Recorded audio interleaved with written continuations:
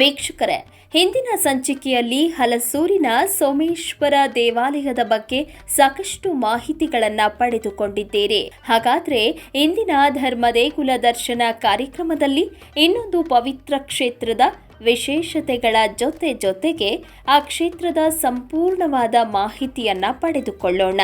ಭಗವಂತನೆಂದರೆ ಒಂದು ವಿಶೇಷವಾದ ಶಕ್ತಿ. ಆ ದೇವ ಯಾವ ಸ್ಥಳದಲ್ಲಿ ಬೇಕಾದರೂ ನೆಲೆ ನಿಂತು ತನ್ನ ಭಕ್ತರ ಸಂಕಷ್ಟಗಳನ್ನು ನೀಗಿಸುತ್ತಾನೆ. ಸಮುದ್ರ, ನದಿ, ಬೆಟ್ಟ, ಗುಡ್ಡ, ಬಯಲು ಯಾವುದಾದ್ರೂ ಸರಿ, ಅವನಿಗೆ ಯಾವ ಭೇದ ಭಾವವೂ ಇಲ್ಲ. ಬನ್ನಿ, ಇವತ್ತಿನ ಸಂಚಿಕೆಯಲ್ಲಿ ಭಕ್ತರ ಕೋರಿಕೆಗಳನ್ನು ಆಲಿಸೋ ಸಾವನದುರ್ಗದ ಲಕ್ಷ್ಮೀ ನರಸಿಂಹಸ್ವಾಮಿಯನ್ನ ದರ್ಶನ ಮಾಡಿ ಪುನೀತರಾಗೋಣ.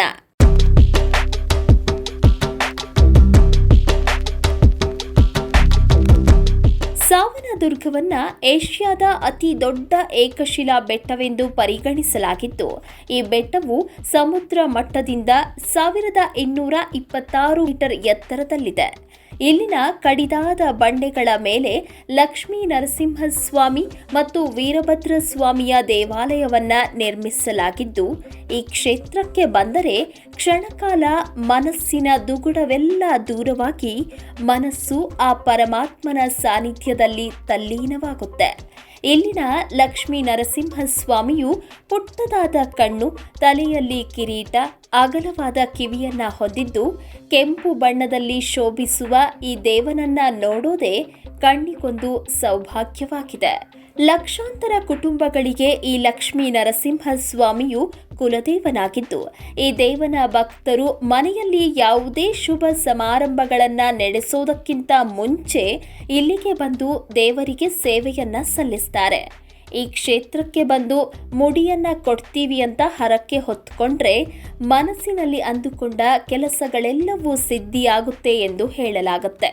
ಇಲ್ಲಿನ ಪ್ರತಿಯೊಂದು ಬಂಡೆಯ ಮೇಲೂ ಶೈವ ಮತ್ತು ವೈಷ್ಣವ ಧರ್ಮದ ದೇವಾನುದೇವತೆಗಳ ವಿಗ್ರಹಗಳನ್ನು ಕೆತ್ತಲಾಗಿದ್ದು, ಬೆಟ್ಟದ ಮೇಲಿನಿಂದ ನೋಡಿದ್ರೆ ಭೂಲೋಕದ ಅದ್ಭುತ ದೃಶ್ಯ ವೈಭವವನ್ನ ನಾವು ಕಣ್ತುಂಬಿಕೊಳ್ಳಬಹುದಾಗಿದೆ.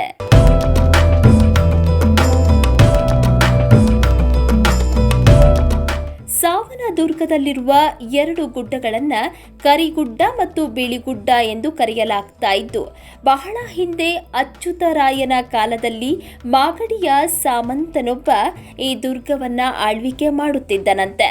ಹೀಗಾಗಿ ಈ ಕ್ಷೇತ್ರವನ್ನ ಸಾವಂತ ದುರ್ಗ ಎಂದು ಕರೆಯುತ್ತಿದ್ದರು.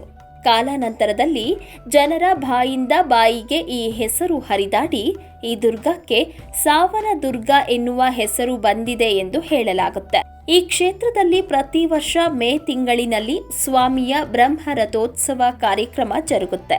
ಆ ಸಮಯದಲ್ಲಿ ದೇವರಿಗೆ ವೈರಮುಡಿ ಉತ್ಸವ, ಮುತ್ತಿನ ಪ್ರಭಾವಳಿ ಉತ್ಸವ, ಸೂರ್ಯ ಮಂಡಲೋತ್ಸವ, ಪ್ರಾಕಾರೋತ್ಸವ, ಹೂವಿನ ಪಲ್ಲಕ್ಕಿ ಉತ್ಸವಗಳನ್ನು ನೆರವೇರಿಸಲಾಗುತ್ತೆ.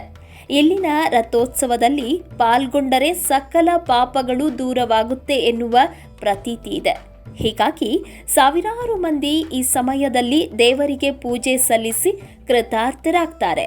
ರಥೋತ್ಸವದ ದಿನ ಇಲ್ಲಿರುವ ಅರವಟ್ಟಿಗೆಗಳಲ್ಲಿ ಉಚಿತವಾಗಿ ನೀರು, ಮಜ್ಜಿಗೆ, ಬೆಲ್ಲದ ಹಣ್ಣಿನ ಪಾನಕ, ಕೋಸಂಬರಿ ಮತ್ತು ಸಿಹಿ ಊಟಗಳನ್ನು ವಿತರಿಸಲಾಗುತ್ತೆ. ಈ ಕ್ಷೇತ್ರದಲ್ಲಿ ನರಸಿಂಹ ಜಯಂತಿ, ಯುಗಾದಿ ಮತ್ತು ದೀಪಾವಳಿ ಹಬ್ಬಗಳನ್ನು ಕೂಡ ಅತ್ಯಂತ ಅದ್ಧೂರಿಯಾಗಿ ಆಚರಿಸಲಾಗುತ್ತೆ.